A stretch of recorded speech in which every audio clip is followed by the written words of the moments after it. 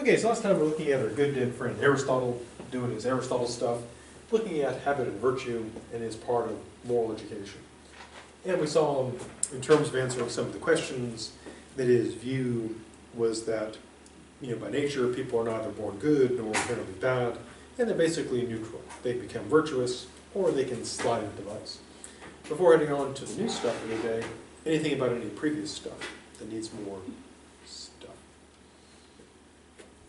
Now, in terms of the content, which is one of the questions about moral education, what should be taught, Aristotle's view is this.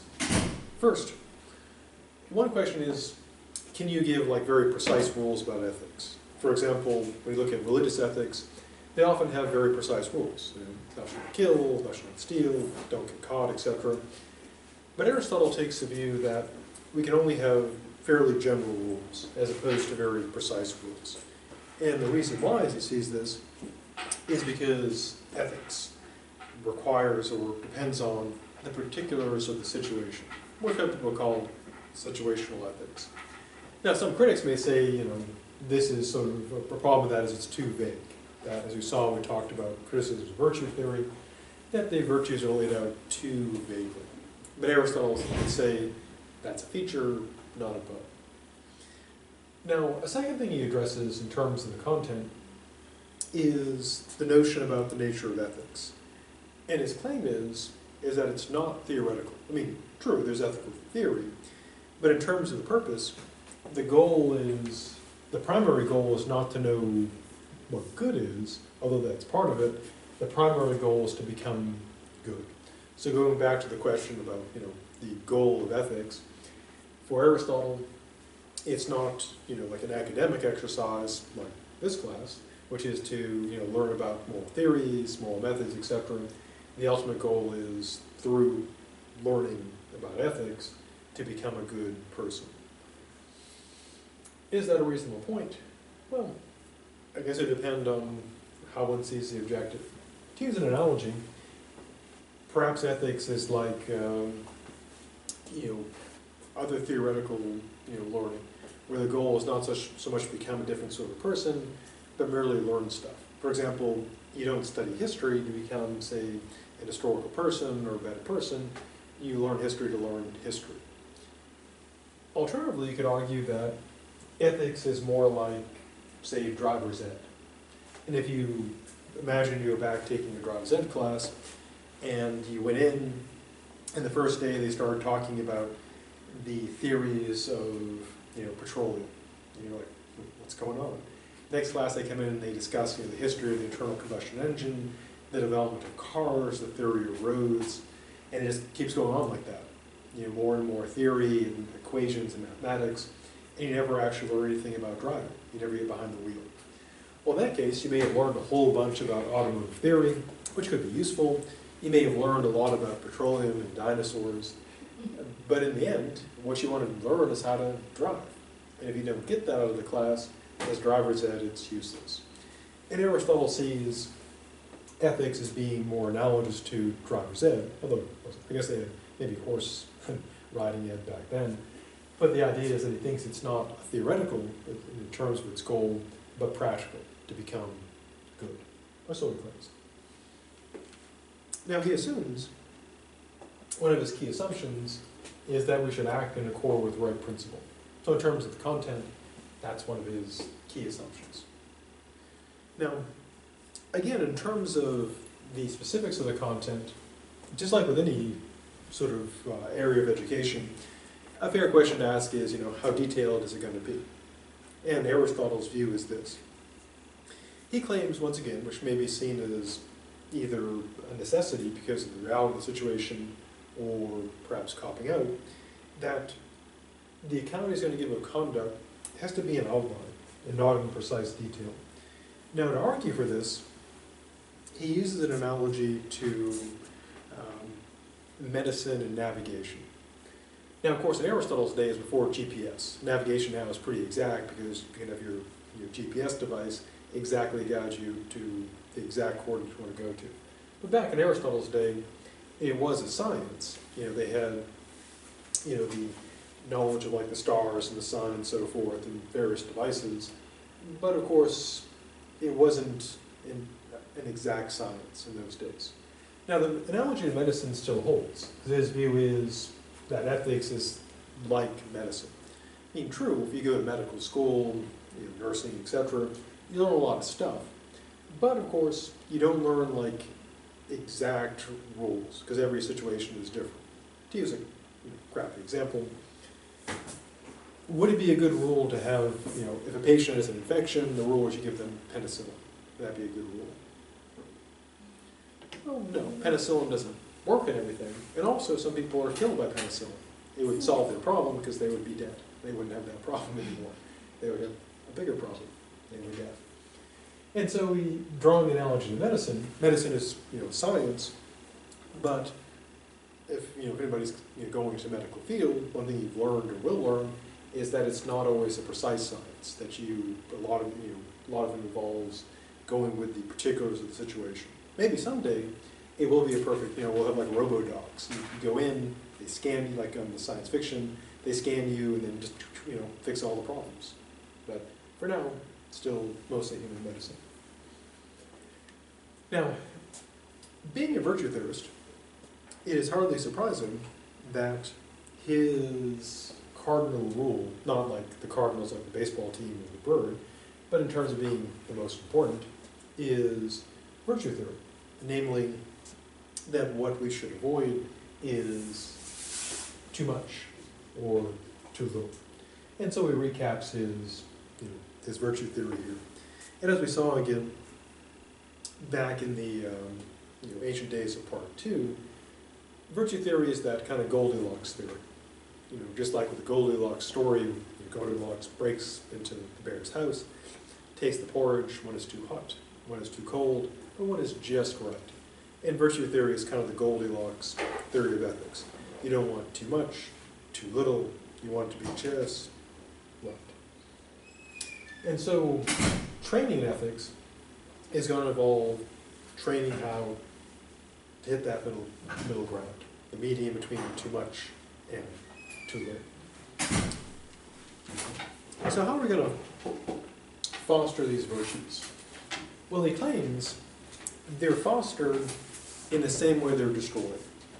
So it is by, as he says, it is by being brave that we become brave. By being generous, we become generous. By being temperate, we become temperate. By being honest, we become honest. And he draws an analogy to health. The way someone becomes stronger is by, well, we know how it works today, by engaging in rigorous activity and proper nutrition. And he does know that people who are already strong have an easier time growing stronger. And so the virtues work the same way. The way we become, as I mentioned, if you want to become brave, you become brave by being brave, like the movie. Or you become generous by being generous, or temperate by being temperate, honest by being honest, etc. And so, recap, basically his view is this. So what is the content of moral education going to be? Well, not surprisingly, virtue theory. Will it be theoretical? No, practical. The objective is to become good. So what is the moral theory according to Aristotle we should all learn? Well, shockingly enough, virtue theory. And the key is training people so they don't go to excess or deficiency, so just right. Will it be a set of exact rules laying out every step? His answer, no.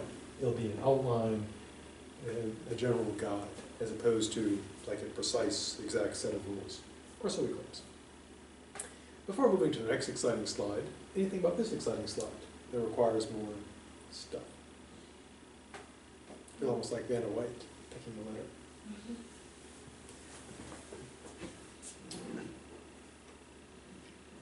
Now,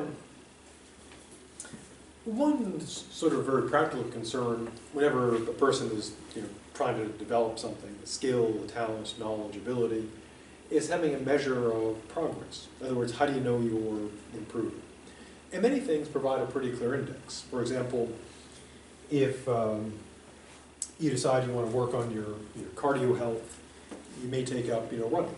And the way you can tell you're improving is you go faster and farther. you can objectively measure that. You know, get like a GPS watch or something, you know, or one of those fancy ones that measures all kinds of stuff. Or if you want to become stronger, you can tell your progress. You can lift heavier things. Or if you're taking up, you know, art, drawing or painting. If you painting and drawing becomes better, you go from stick figures to things that look more like, you know, people. So, in the case of morality, what can we use to measure that? Well, unfortunately, unlike with, you know, health, we have yet to have an app that does that. Yeah, now you can get Apple, you know, all their devices have a little health app. They can measure all kinds of stuff, tell you things. And they can make fun of you. No more pie for you. Damn you, iPhone. You'll not judge my consumption of pie. I'll go to Android, they don't judge me. So unfortunately, I don't have an app that's like a moral app. You can't like point at yourself and say, you know, oh, moral app, am I becoming a better person, you know, or a bad person? I guess that's what Facebook and Twitter is for, to tell you how awful you might be. Now, what Aristotle says is what we can use for the index of moral progress is pleasure and pain. How so? Well, it's not an exact measure, but here's the test. If doing good, being virtuous, hurts less, and you enjoy it more, that's a mark of moral progress. In many ways, it's analogous to fitness. For example, when I was in high school, I decided I had to do a sport. So I tried out for basketball, and the coach said, we have an important position for you, manager. And I said, Coach, I got to do a sport. He said, go for winter track. Track team has to take everybody. So I did. And of course, you know, if you've ever taken up running from, you know, going from nothing, it hurts a whole bunch. There's a lot of puking involved in that particular activity. But then I noticed I was making improvement because I was puking less, and it hurt less, hurt a lot less. And eventually you start enjoying it because apparently it damages all in your brain. And you think, hey, this is a lot of fun. So the analogous to, you know, fitness is pretty good there. The better you get at, you know, fitness activities, tennis, running, etc., yoga, the less that it hurts, and the more you enjoy it. And it seems to work for ethics as well. So if you enjoy being good more, like I feel good about being good, and or being good hurts less, he thinks that's a sign of progress. I mean, not an exact sign, but it'd be a good indicator. So if you're trying to say, be more generous, or, you know, or kind, or compassionate, then if it feels good to do that, and bad not to do it, progress, at least according to Aristotle. Now, pleasure and pain also have some other important roles in his theory. The second one is this. He believes that pleasure and pain also lead us to do bad stuff. That pleasure can lead us to behave badly. And that seems true. I mean, we can use famous examples. You know, since it's, you know, the political season, we can go with, you know, the various politicians who've been involved in scandals, often involving like hookers, for example, and those show, you know, people who are drawn to bad behavior, seeking pleasure, or drug scandals, or we can bring in celebrities. I mean, I use them because their scandals get all over the, you know, the news, and so they provide good examples. So that seems true. Also, of course, pain, just as pleasure can lead people to bad behavior, because a lot of bad stuff is lots of fun, unfortunately, a lot of good stuff is not a lot of fun. I mean, things like, classic example, helping friends move. It's not a lot of fun. But it's a good thing. Similarly, being very, very generous can be kind of, you know, because you're giving up your time and money, can be kind of unpleasant. Being brave can hurt quite literally, you know, can be dangerous. And so pleasure leads us astray from goodness, and so does pain. And so he thinks that those are important things to consider because of their impact. Now, he thinks that people become good or bad because of how they handle pleasure and pain. So badness occurs because people seek the wrong pleasures, or, you know, or or seek them at the wrong times, or avoid, pains, try to avoid the wrong pains, or avoid them at the wrong time. Now, maybe thought, pain is always a bad thing, but of course there are pain, no one wants to be in pain, but there are ones that one should not avoid, like the pain of helping a friend, for example. So he thinks that these are, pleasure and pain are critical to morality. And he thinks, following his mentor Plato, that proper moral education is being trained to feel pleasure and pain about the right things, so that the good feels good and evil hurts. And in terms of choosing stuff, he claims that there are 3 factors that lead us to choose things: the fine, the advantageous, and the pleasant. And we try to avoid things that are base, harmful, and painful. So, thing 1 is, in regards to pleasure and pain, measure progress. If you find that doing good feels better or hurts less, progress. If you find doing bad, you enjoy it less and hurts more, progress. Secondly, pleasure and pain lead us astray. Therefore, morality is very concerned with that. And so we need to have that proper training regarding pleasure and pain. Now, there also, the final role is the standards of regulating our actions, because it affects our entire behavior. And so our training in this, according to Aristotle at least, is fairly critical. And he quotes Heraclitus. One of the few quotes we have from Heraclitus. Another one we had is, you can't go in the same river twice. And the other one is, the world is fire, meaning it all changes constantly. But Heraclitus said it is hard to fight against the emotions, and even harder to fight against pleasure.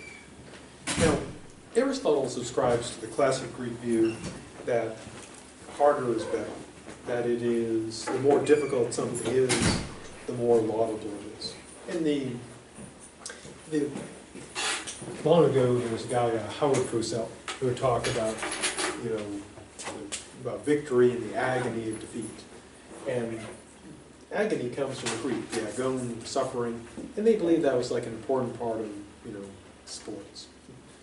And so Aristotle, subscribes to that classic Greek view that whatever is worth having, whatever is good, is going to be difficult to achieve, and it's going to involve a lot of pain.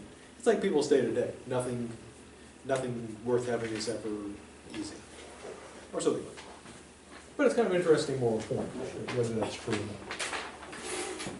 So, as he sees it, morality is all about pleasure and pain. He takes it. So, how is he going to, teach us about this? Well, before moving to the next slide, anything about that needs more stuff? I think I missed what you said about standards of regulating actions. Oh, as he sees it, well, what he claims is this, is that how we, react to stuff, it, determines our actions, and that determines whether we're virtuous or viceful. And he believes that it is our, training in regards to how we feel about stuff, pain and pleasure, is what regulates them. And so in order to properly regulate our actions, we do, as he sees what we're supposed to do, we have to have that training. So basically 3 roles for pleasure and pain. One is they tell us, are we making progress or backsliding? Secondly, a critical role is that pain and pleasure lead us astray, so we need to be properly trained to feel pleasure and pain at the right things. And they're the standards, because if we feel, pleasure and pain the wrong way, the wrong times, etc., then we'll behave badly. I mean, to use an analogy that kind of ties them all together, think about like the gas gauge in your car. You want that to be accurate, so you know when you're, so you know when you're running out of gas. And if it's not accurate, you're going to, Break down. Yeah, you can break down. And you're like, oh, it says the tank is full, but there's no gas. Or it says it's empty, and you're putting gas in, and gas is like spilling out. And so he thinks that we need to be trained so our gauge is calibrated, so that we, feel pain and pleasure at the right stuff, so we act the right way. Well, so he claims. And then he died. That didn't kill him, though. Time killed it. Okay, anything else? Now, he does consider an objection against his view. Because what he said, basically, if you ask Aristotle, so Aristotle, suppose I want to be brave, the bravest of the brave. How do I do this? And his response is, you become brave by doing brave things. Or someone says to Aristotle, you know, Christmas season's coming up. I've read Christmas Carol, and I want to be kind. I want to be generous. I don't want to be Scrooge or Grinch. How do I become more generous? And Aristotle would say, if he was alive, he would say you become generous by being generous. You become kind by being kind. And a fair question might be, there's a problem here. And here's the objection that is raised. Oops. Now, what he seems to be saying is this, that you have to perform virtuous actions in order to be virtuous. So you have to do brave stuff to be brave. You have to do kind stuff to be kind. And the obvious objection is this. It's one that he actually steals from Plato, from the dialogue, the Meno. And the problem is as follows. Now, if I have to be virtuous, then there seems to be two possibilities. One is, I'm already virtuous, so I can be brave. I don't have to learn to be brave, because I'm already brave. It's kind of like, if I know what my keys are, I don't have to find them because I already have my keys. Now, if I have to be virtuous to be virtuous, that would mean that if I'm not virtuous, I can never become virtuous. So if I don't know what my keys are, I can never find them. I'll never be able to find them. So if I have to be virtuous, it's, you know, it ends up in like a vicious, you know, kind of circle. If I have to be virtuous, then I can never be virtuous. And so that's a bit of a problem. So it would seem either you've got to be like innately virtuous already, because you can't, because you've got to be virtuous to be. I didn't mean to cut you No, off. I mean, you mean like it's a difference between saying you're virtuous and acting virtuous? That's what you mean? Or you're saying it's a difference as in you say you're virtuous, so you're already virtuous instead of acting? Okay, wait, never mind. I'm confusing myself. No, it's a good question, because there is, you know, we do have the difference between someone really being, you know, for real, and someone saying. You know, so it's like when someone says, oh yeah, I'm an honest person. There's a question, are they really honest, or are they ironically lying about their honesty? Which is a fair point. What Aristotle is saying is, you know, the objection he considers is this. He says, okay, so you want to be brave. He says the way you become brave is by doing brave things. And it would seem that to do brave things, to become brave, you already got to be brave. And if I'm already brave, I don't have to become brave, because I already am. To use a crappy analogy, it's like saying, to find your keys, you must have your keys. And it's like, well, I guess, yeah, because if I have my keys, I have my keys. But if you don't have your keys, you know, suppose you're a person who's not brave. Now, if they have to do brave things to become brave, but they're not brave, they can never become brave because they can't do brave things. It'd be kind of like, imagine you can only find your keys if you know where your keys are. Well, if you know where your keys are, they're not lost. So in order to find your keys, you must know where they are. Which is true. If I know where they are, I can always find them. But if I have to know where they are to find them, when they're lost, I can never find them because I'll never know where they are. So that's the objection. So it seems that you can't learn, you know, virtue. Because either you already are virtuous, because you're brave and you can do brave things, for example, or if you're not, you can never learn it because you have to be brave to become brave. It's kind of like the example of circular regress I gave earlier, you know, the one about in order to get a job you have to have experience, in order to get experience you have to have a job. If that were true, you can never get a job or experience. If you had to be virtuous to become virtuous, then you can never do that because you can't. There'd be this, you know, circular regress.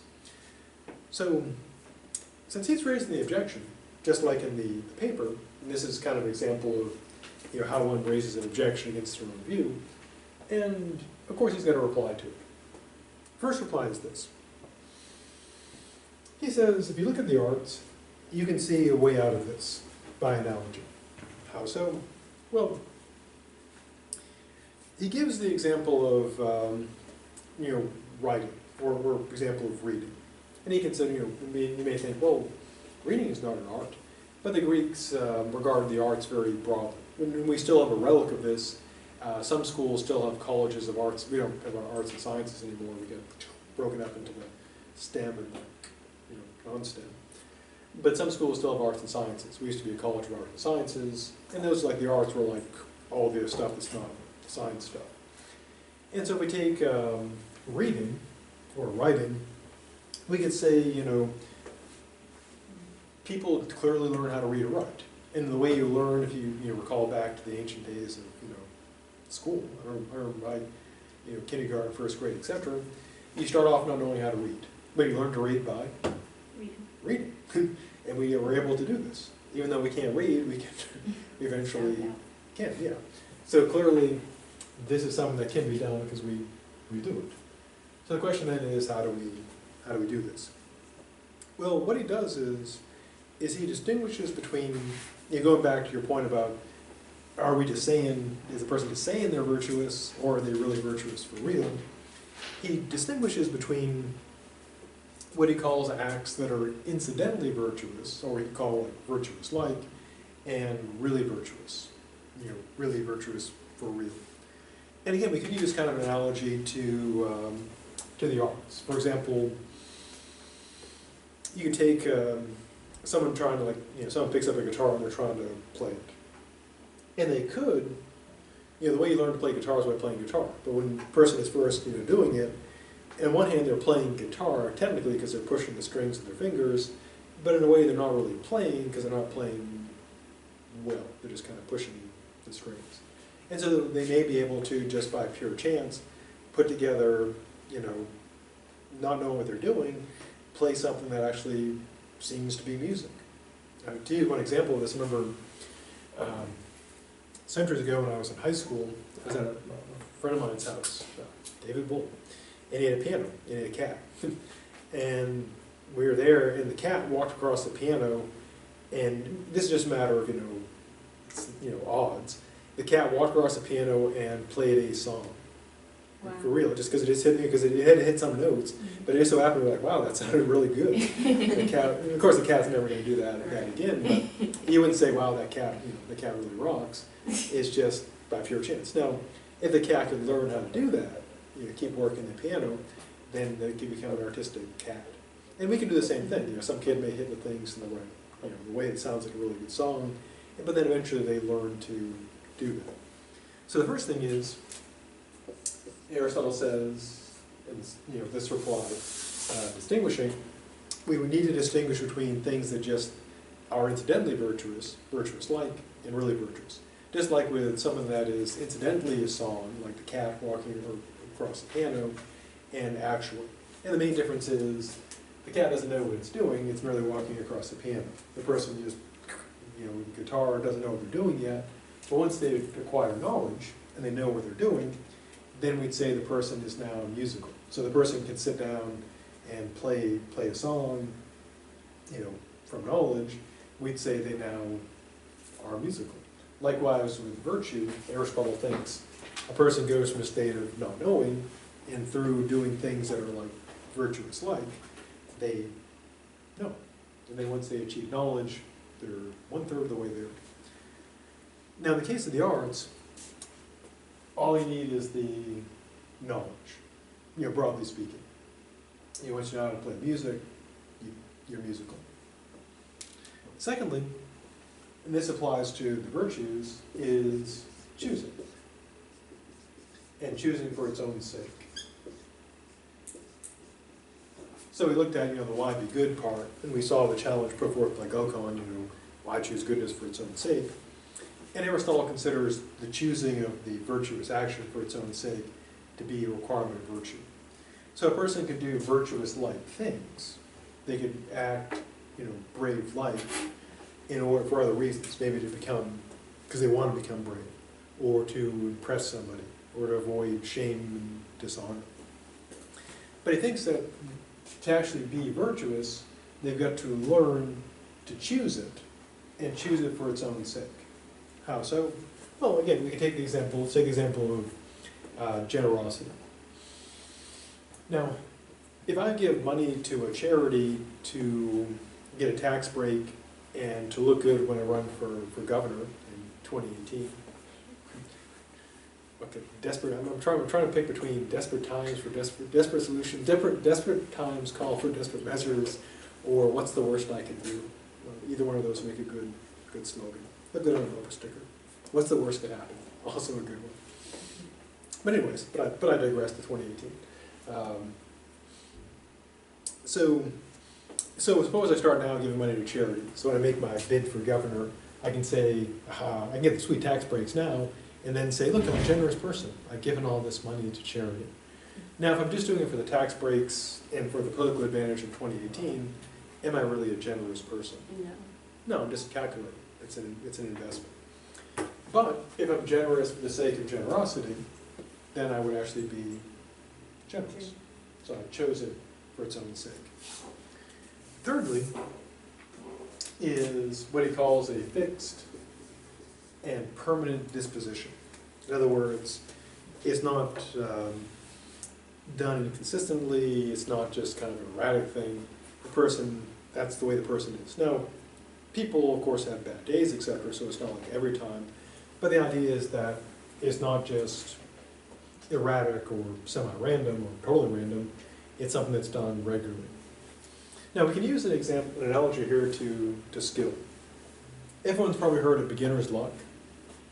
That's what? The first time you do something, you do really good. Yeah. Yeah, sometimes, like, I've seen people like play video games. You say, oh, I've never played this, and they're like crushing everybody. Yeah, and people say beginner's luck. And what they mean is, the person was just lucky, not a matter of skill. And the way you tell between beginner's luck and real skill is the person with skill can keep repeating. They may not like win every game, but they can repeat their performance consistently.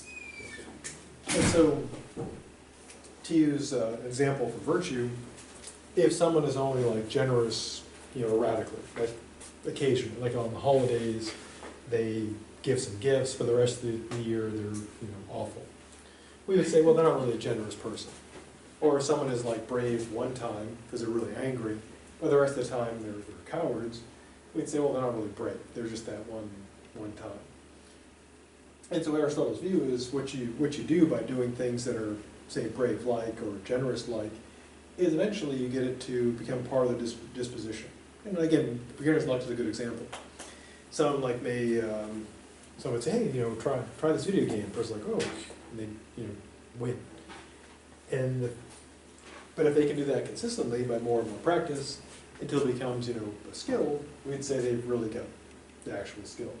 Likewise, Aristotle thinks that you have to develop that disposition, and that's done through repetition. Or so he thinks. Finally, is distinguishing and acquiring. Now,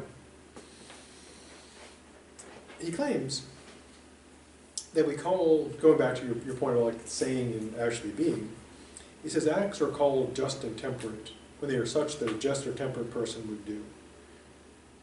What makes the person, just or temperate is not acting, but acting the way the just and temperate person would do. And so he says the way a person acquires these is by doing virtuous actions, and his main point is there's no way to do it other than this. So basically in terms of the objection, hey, if you become brave by being brave, you can never become brave, because if you're not brave, you can't be brave to become brave. And if you already are brave, you don't have to become brave because you're brave. It's kind of like, going with the video game thing, it's kind of like you can only you can only be good if you're already good. But you can't play unless you're good, so you can never become good. And Aristotle, his replies are first, clearly we can. Example, we learn to read by reading. Secondly, we do things that are virtuous-like, and eventually through this repetition, we acquire knowledge, we choose for its own sake, it becomes a fixed and permanent disposition, and then we'd say someone really is brave. Again, kind of like with the skills. You got to know what you're doing. Well, you don't have to choose the skill for its own sake, but it's got to be a fixed and permanent disposition. You got to be able to bring that game, regularly. And then lastly, he claims, hey, there's no way to get it but by doing this, and so he says, objection defeated. Which, and clearly he's clearly right. Or maybe he's wrong. Don't want to make any questions. Now, his final point here is he draws an analogy. Philosophers love analogies, and draws a pretty good analogy to medicine. And this ties into his view about how ethics is practical, not theoretical. Well, partially theoretical, but primarily practical. And it's an analogy to how someone listens to their doctor, what they're saying about their treatment, but never put it into practice. And he says, quite correctly, that someone who just hears the words of the doctor, but doesn't do what the doctor says to do, will never gain any improvement. And you can also use an analogy to, like, fitness. It's kind of like someone who gets a life coach that gives them designs a workout for them, and they get the workout, they put the sticker on their car, 13.1, buy the running shoes, but never actually go running. And they could read all the books they want on, yoga or running or whatever, or healthy living, but unless they do actually put it into practice, they'll never improve. And Aristotle seems right. Before pressing on, anything about this or previous stuff that needs more stuff? So medicine analogy is just not using what you learned, basically. Yeah, his view is that, because his view is that the goal of morality is a practical thing, becoming good. And so he's being sort of critical of the view, what he's being critical of is people who would just, say, read books on ethics, talk about ethics, but don't actually become good. It's kind of like, it'd be like people, talking about, people who are kind of posers in sports. They might like wear like like running shoes or tennis shoes or something, or yoga pants, and talk about how they get this book on running and they get this training program, but they never actually go running. And merely, reading about it, the theory is not going to make a person healthy. And Aristotle seems right. Having a fitness plan that one never follows is not going to help, no matter how many times the person reads the book and no matter how many, protein shakes or fitness devices they buy. And likewise, if someone just reads ethics but doesn't put it into practice, they'll never become a good person, or so he claims. Okay. Or like with driver's ed. I mean, you could read all kinds of theory about cars, but unless you get behind the wheel and drive fast and furious, you'll never be a good driver. Like the Vin Diesel. Who just it was weird because apparently the 7th movie is one of the best, which totally breaks all the rules. It's supposed to get worse and worse. But apparently that one is really good. Just he's a rule breaker. But he'll make a bad movie soon. It's just movie law.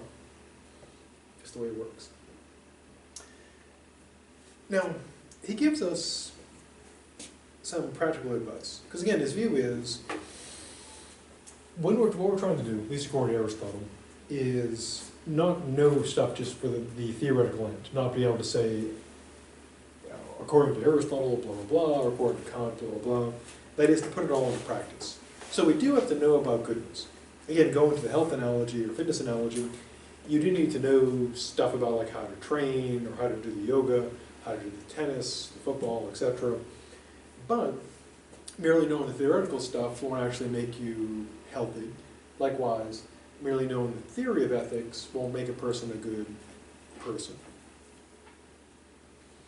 So, he takes a very practical approach that what we should do is essentially whatever works. It's such an important thing. Anything that works is fine. So he considers some options. First thing he considers is this: discourses on morality. A discourse is, that's a fancy word for talking about stuff. Right now, in fact, we're discoursing on morality because we're talking about it. Other examples would be things like sermons in religion, where they have a moral message. The parable of the Good Samaritan, for example. Or public service announcements, when they say, tell us to be, stay away from drugs because they're bad. Or the after-school specials, or, the lessons in the old G.I. Joe cartoons at the end. Because after all that violence, they want to teach us some important lesson about being nice. So what does Aristotle think about talking about morality? Well, he says, if talking about morality was enough to make people good, then that would be just what is needed, just what the doctor ordered. And he does think it has some positive effect. It can encourage people, it can, sort of push someone kind of in the direction of virtue. But he claims that in terms of getting it done, it won't do it by itself, and when it comes to most people, it's not going to work. In regards to why the talking is not enough, he doesn't use this analogy, but we could use it. We can look at it in terms of like sports and the inspirational speech. Discourses on morality are like inspirational speeches. Now, is an inspirational speech a substitute for like practice? Can a coach say, don't worry, don't practice for the game, I got a really good speech? No. But if the team is already ready to go, then a good speech can have an effect. Get them fired up and motivated. So the Discourses, Aristotle sees it, seems to be like that. It's no substitute for the real practice, but if people are, they can motivate people. Now he also talks about how it can't impel the many, the masses, to moral improvement. And Aristotle has kind of an elitist view of the many. Why?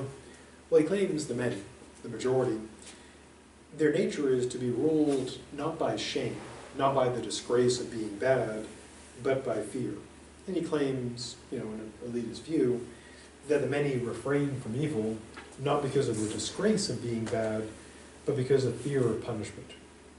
And he thinks that the many, living under the sway of their feelings, they pursue the pleasures they like and avoid the pains they dislike. But they have no conception of what is truly fine, because they have never tasted it. Which can be seen as like a horrible elitism. Looking at the many, the masses, as just being pretty awful.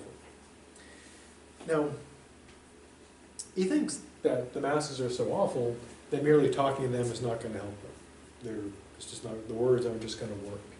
And so his solution is rather different, that trying to use reason and argumentation to get them to behave well won't work. Now, which is a good practical question. I mean, is he right? Are most people such that, well, he thinks actually in a way everyone is such that merely talking about it's not going to be good enough. And it's certainly not going to be good enough in the case of most people. And so it's going back to the question about human nature.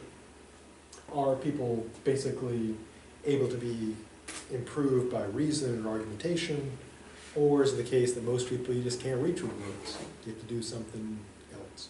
And the reason why it's important is if we want people to not be bad, we need to know what works and what doesn't work.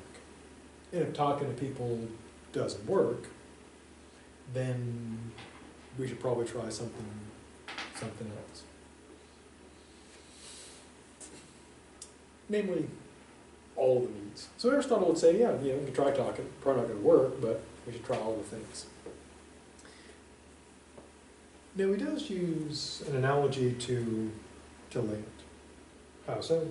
Well, as he sees it, just like we've got to prepare land before planting, we have to do the same thing in regards to, ethics. We have to kind of get people into a state where they can become trained in morality. And what he claims is that if we're going to, make people feel the right way towards ethics, we have to use force as opposed to argument. Now, how can this be brought about? Well, you consider some options. One is maybe people are naturally good, but he rejects that. Why? Listen to what he claims. The way people are naturally is, as Aristotle sees it, beyond our control. And it's just, as he says, the bounty of nature is bestowed by divine dispensation on the fortunate. Now, in Aristotle's time, he was right. we did not have great control over nature. People were not, well, even today, people aren't born good, we can't control that. But kind of an interesting point, and maybe one if you're interested in kind of like the ethics of, kind of out there ethics, sci-fi ethics. You might have heard about how, genetic engineering, where they could take people, and, gen ed them, make them faster, stronger, etc. Captain America type of deal. He's a product of such engineering. Now imagine if we could modify people so they would be good. In addition to being healthy and fit and beautiful, they'd also be morally good. And kind of an interesting question there is, if we could do so, would it be right to make people born good, to modify them so they're inclined to goodness? Aristotle would probably be cool with that. Now, so who is going to be his moral educator? Well, what he says is this, and we'll pick up with this on Monday, that the best choice number one, is the state. And the parents are a distant second choice should the state drop the ball. But on Monday we'll finish off Aristotle looking at why the state is the best choice and why the state should use compulsive force to make us good. So next time, state compulsion. Good stuff. So have a good weekend, or evil one, your choice. And Monday, more stuff.